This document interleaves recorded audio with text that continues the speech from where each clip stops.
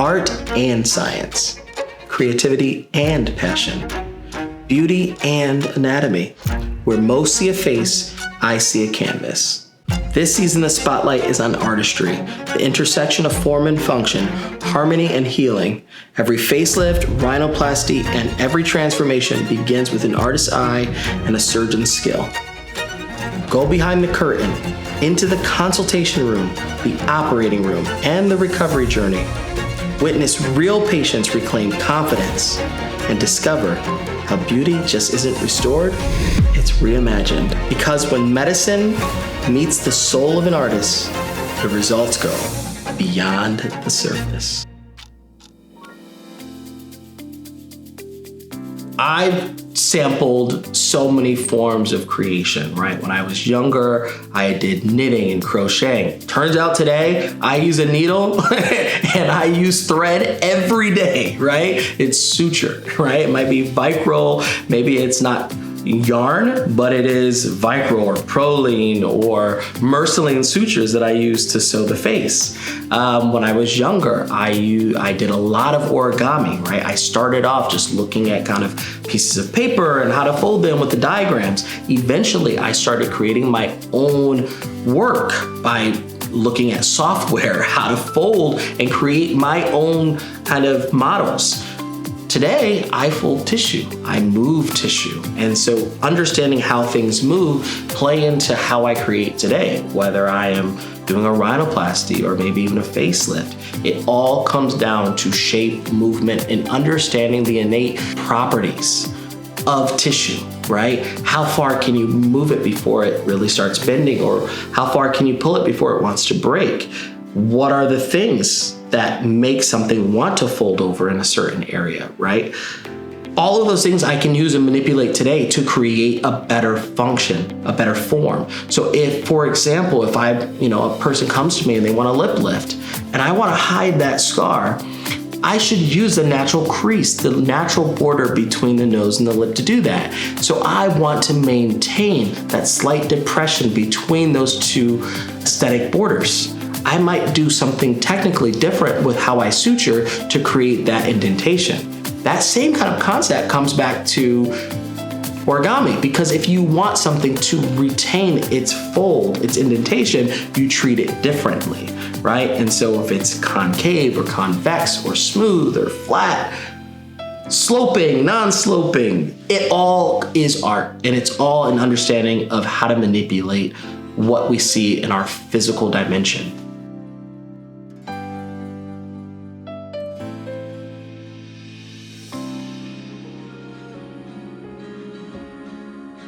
So our next canvas is Chanel. Chanel is an amazing woman. She's been through so much already.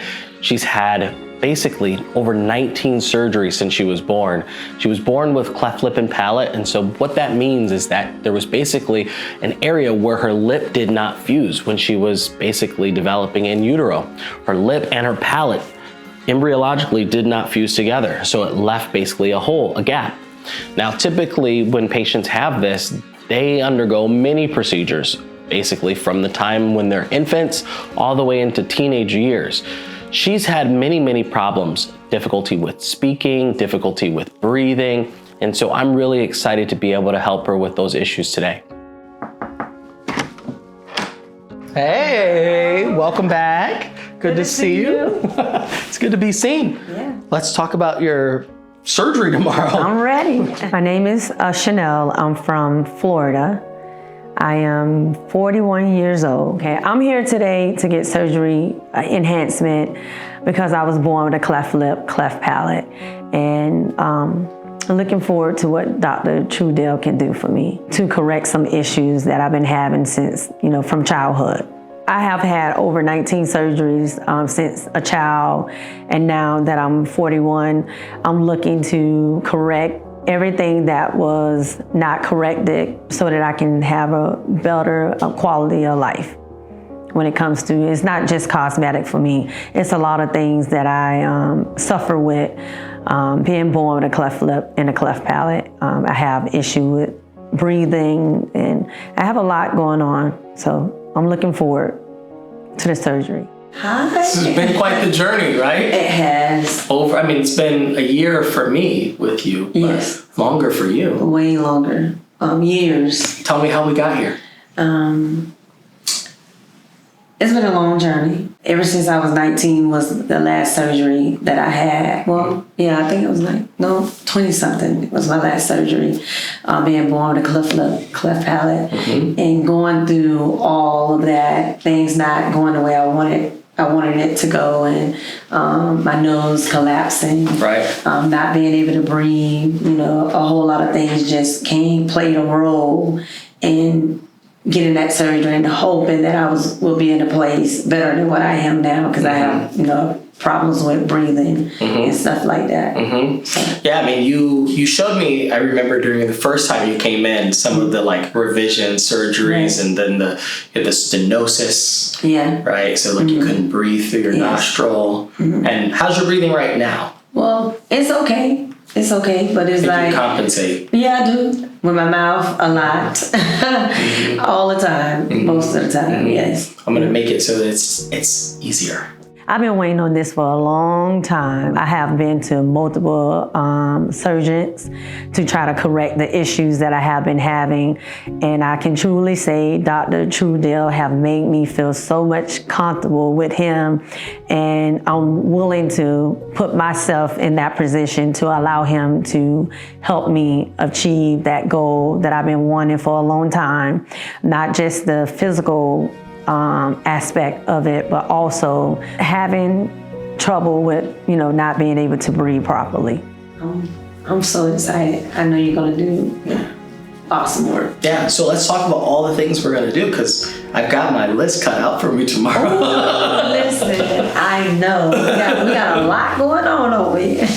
When we're talking, I approach plastic surgery from like the reconstructive side, but also the cosmetic side. Yes. And in your case, I get to wet my whistle with both of these things. Right. So the cosmetic stuff that we're doing for you, we're going to help you with your brows, your eyelids, looseness in your face, your lip, but we're also going to help you functionally with your nose and make your nose look better too. Right. So let's just look in the mirror, and I want to review with you what I see and what you're bothered by. But you can see these resting lines in your forehead. That's because you're always trying to lift your brow up. So tomorrow I'm going to make a little cut back here and bring the brow in a nice position like this. Once I do this, there might be a little bit of extra skin to remove here. We'll see. When I put the brow in this position, there might be a small bit of extra skin to remove here. Not much. And then I will also try to make the eyelids a little bit more symmetric, because right now you can see a little bit more skin on this side compared to that. We're also going to tighten up the lower eyelid skin with a little skin pinch. We're going to add fat to your face, several places. We're going to add it to your folds here, down by your bone, and a little bit in the cheek. We're going to lift all the looseness out of your face. Right? It's going to just soften things and look really, really nice. But you're going to look like a child. So I just met your daughter. You guys will be like, oh, are you guys sisters? It's going to be wild. I get that. You already get that now. I know, so right? now I don't even know what's going to happen. All of the looseness is going to be gone here in the face and also in the neck. Then we start going to the little bit more complicated. A couple of your ears. Yes. So tell me what you don't like about your ears. I had to, sacrifice my cartilage in my ear from previous surgeries, and I don't like the fact that my ear this one is down, close to my head, a little bit smaller, and this one is poking out. Yes. So and a little piece in, I had to sacrifice this part to cartilage of a piece for my nose, and and it still collapsed. So we're gonna try to make this ear look more like that ear. So I might need some of the cartilage that might still be in here for part of the rhinoplasty, but in addition, I'm gonna do an otoplasty. So that's an ear setback. So that's where I kind of bring the ear back so it can match that side as much as possible. Right, and you say you reduce. Yes. Bring that in. We're gonna reduce the earlobe on the right side. So we're gonna make that earlobe a little bit smaller. Yes, we will do that as well. Little nip and tuck there. Then we move to kind of the more complicated, juicy bits, which are the lip and the nose. So do a couple things for me. I just want to see how your lip moves. Purse your lips, and then relax. Purse again, and then smile big, and then show me your bottom teeth like this.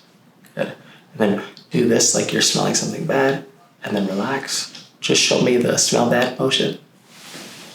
Good, and relax. So, a couple things going on here. It takes a lot just to do that. Yeah, you have to really concentrate. Yeah, I do. And here is like, beforehand, it's like the muscle disconnected. It is. Yes. So whenever we have a cleft lip, cleft palate type situation, the muscle, like from basically when you were developing, right? It never actually had the same normal pathway. Right. So the insertion points are different. And so when they did your initial repair, when I'm sure you were a baby, a child, right? They put things back together the way that they could, but the muscle, one, is never fully functional. Right. And then the way that it connects is not fully functional. So there's a limit to how much we can make the muscle like respond and obey as if it was normal, but we can improve things. Okay. It's more than one form of cleft palate. You can have the cleft palate without the cleft lip. You can have the cleft lip without the cleft palate. My cleft lip and cleft palate is a little bit complex because inside, my drainage would go from the inside of my nose into my mouth. So I had a lot of surgery with closing off the inside of my palate and inside of my mouth where the palate was open, closed in. So having a cleft lip and a cleft palate can mean different things in different angles of being born with that disability. I can remind myself, become friends again with the inside of your nose. So I want to look at your septum. Okay. Your nose is kind of tilted off and it has no support right here. And it's kind of tight. So when I like bring your nose out, right? Bringing the nose out just looks better already. So you need projection. So the only way to push the nose out is to create a strong base. Right. And so we had talked about using cartilage, rib cartilage to do that. And so I'm going to use that tomorrow. Okay. The other thing that we might want to do, and I think we already did morphs, right? Your nose, like the software where I changed the look of your nose. Yes, you did. So I think a part of that is we also built up a little bit up here. So I might use a little bit of cartilage to build the bridge up. Okay. On top of that, your nose here in this area is a little flat. Right. So I need to break the nasal bones. Okay. Now, whenever you break the nasal bones, they can come in. I don't want to do that too much and cause problems with your breathing. Okay. So I'm only going to do that to the extent that I can. Okay. Okay.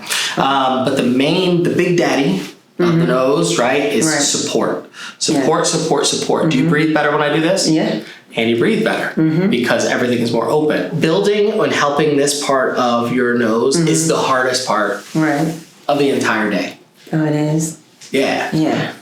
And you know why? Because you've had a lot of problems there. Yes, I have. So what I'm going to do is some really advanced movement of tissue. Okay. I'm going to recruit skin from your cheek. Right. And help actually slide and glide down your nostril. Okay. And then help round that nostril out by securing this. Right. Like, so if you look in the mirror, more like this, right? Yes. I need to take this extra movement, slide that down, and then bring that over. Like, that feels so much better. Feels good, huh? Yeah. Yeah, that's what I'm going to try to do for you. Did I miss anything?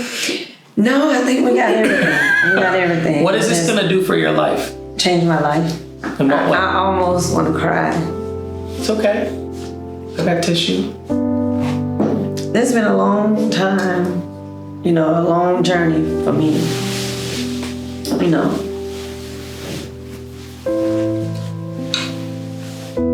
That's still a soft spot in my life. Not saying that I don't love myself or anything, but that had been a traumatic time for me as a child.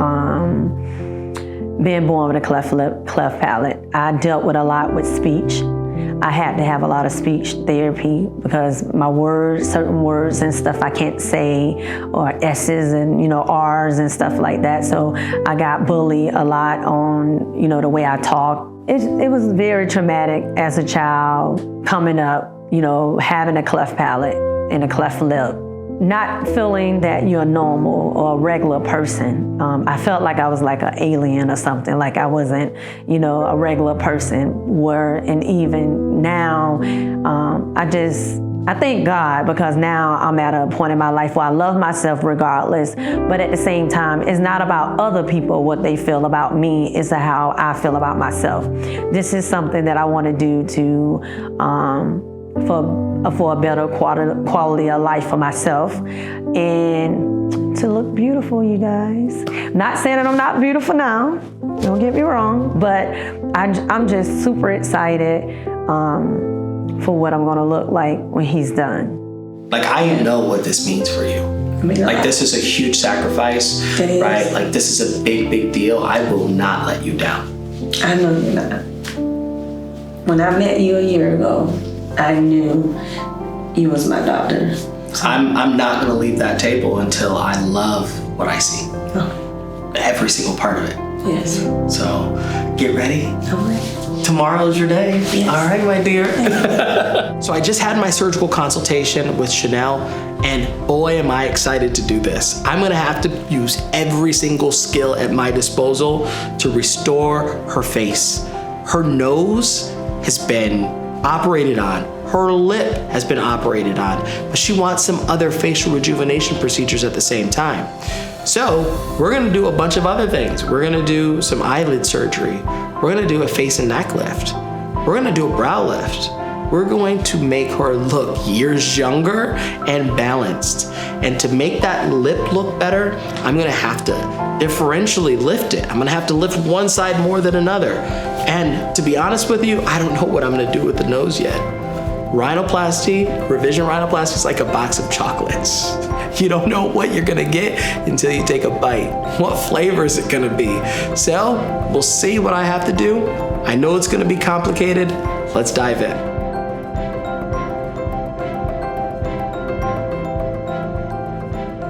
How are you feeling? Feeling good, super excited. I know, it's so good to meet you in person finally. Yes. It's been a long time coming. Oh, We've been yeah. talking for like a year at this point.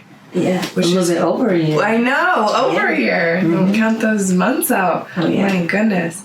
I mean, I know you're feeling great. Do you have any questions for me? You settled into your hotel yet? Yes. Okay, All good. Settled in, ready to Good. go. I'm super excited. So Yeah. Do you have all your medications? got everything. Perfect. All the medications. You're an A+ student. I'm not worried about this. Told you I was ready. I know. I'm ready. I'm ready. Let me close my eyes so I can wake up and hear it, right? Exactly. No, you're gonna do great. You're gonna do great. We'll keep your daughter updated the whole entire time. Okay. So she'll know what's happening the whole entire time. Yeah. I'm so happy for you. I so cannot wait. Oh, And okay. thank you so much because Of you've course. been awesome. You were so awesome all the way through, even when I first met you. So I really appreciate you following up.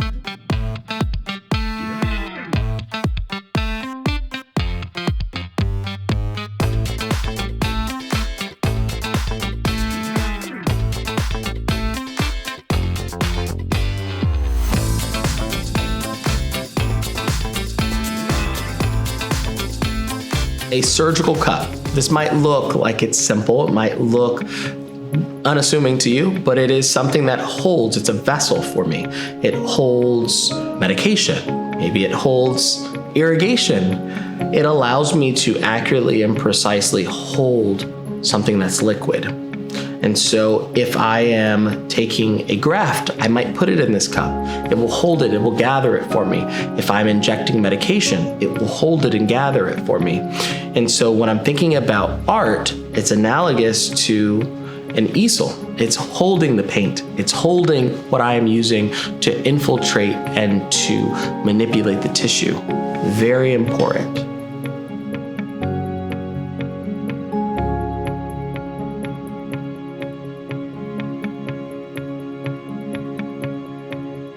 Our next canvas is coming back, so I cannot wait to see her. I performed a lot of procedures for her.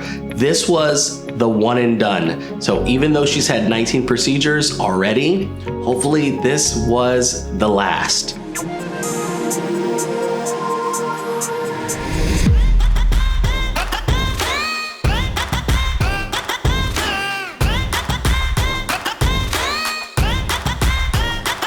Chanel. Hello. Welcome back. We're at your 6-week post-op and we're going to do a routine check. Okay. I'm going to look at all of your incisions, make sure everything is healing nicely, and answer any questions you might have. All right, great. All right, I'm just going to take a look around. I'm going to start with this ear here. Okay. Your incisions right off the bat are healing beautifully. So just to reassure you there, can you see under your chin? It's been about 6 weeks now. I'm very happy with the results. Most of all, I would say I can breathe a whole lot better. That was one of the major issues that before I came to Dr. Truesdale. Yeah, I'm super happy with my results that I have. Alrighty, so without further ado, thank you for all of your questions.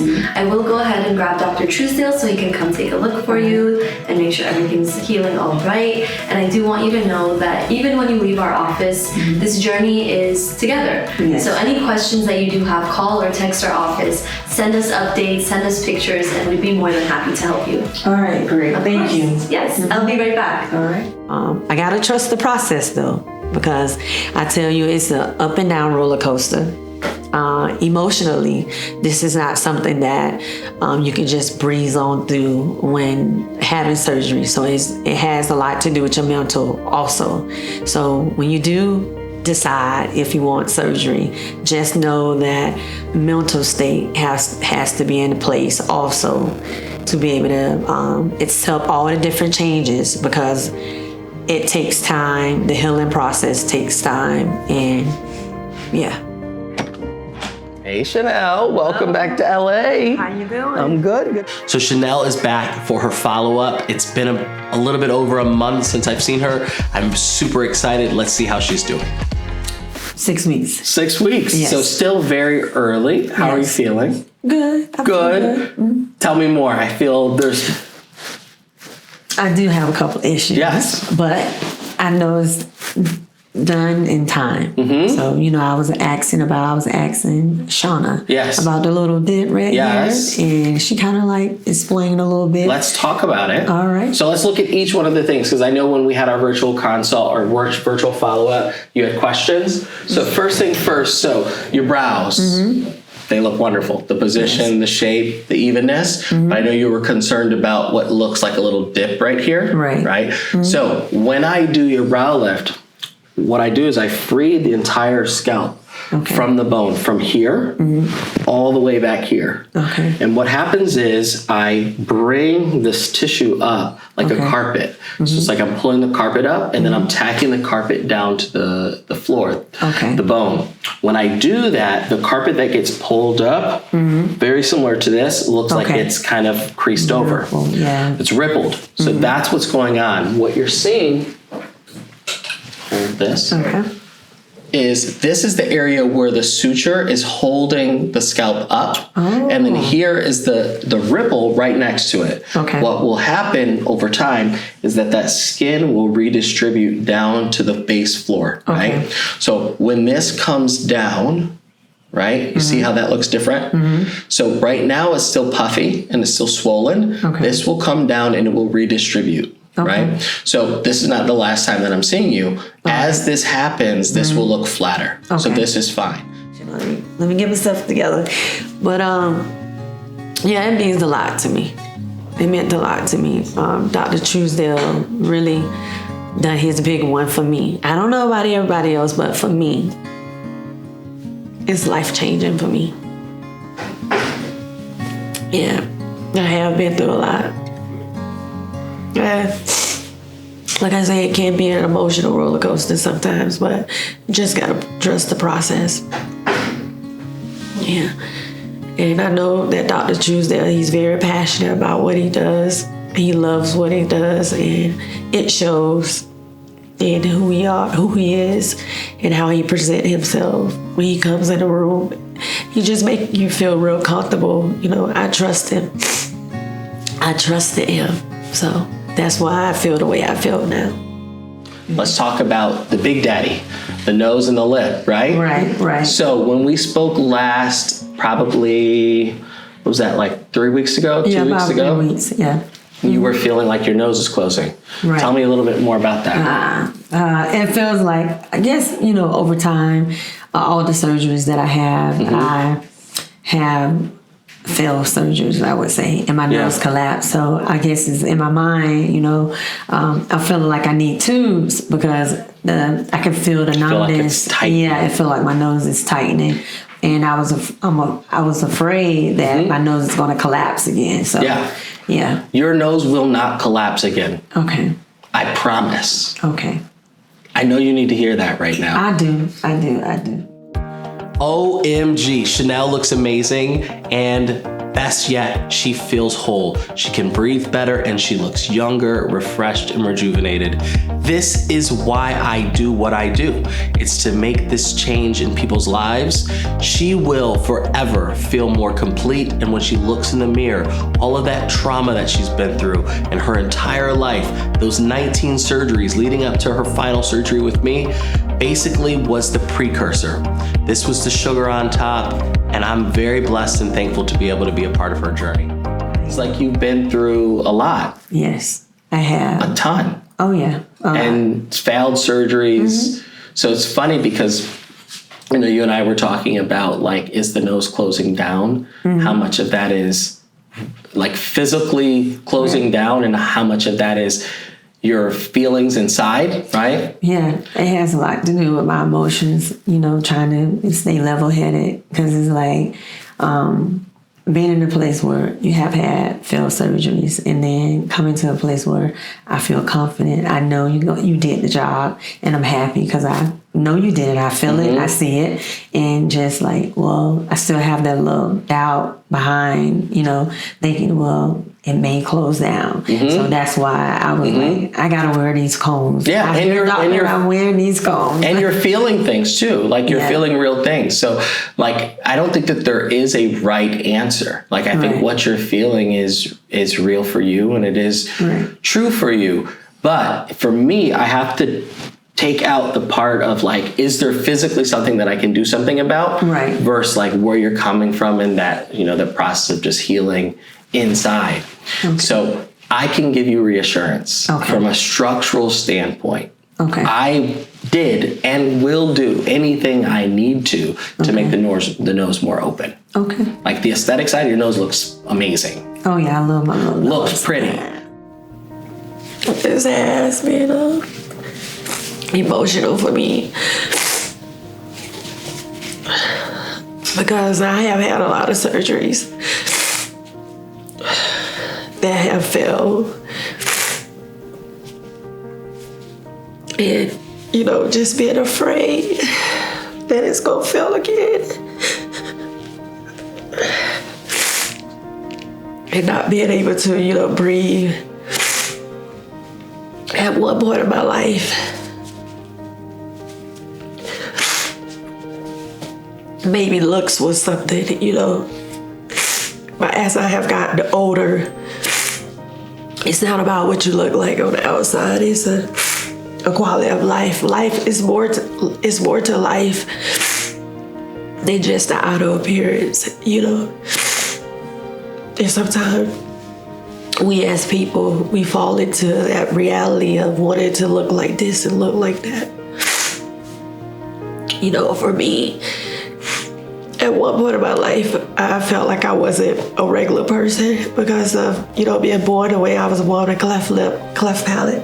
I was like, why did I just have a regular face, a regular nose? But I used to question the Lord all the time. But I now know as an adult who I am now. Well, Lord, why not be? You chose me to be this person, to be this individual. He made me just the way he wanted me to be made. So I have learned to love myself, no matter what I look like. But just wanting to have a better quality of life and being able to breathe and just, being my better self. I can truly say, just for me, not for nobody else. So, yeah.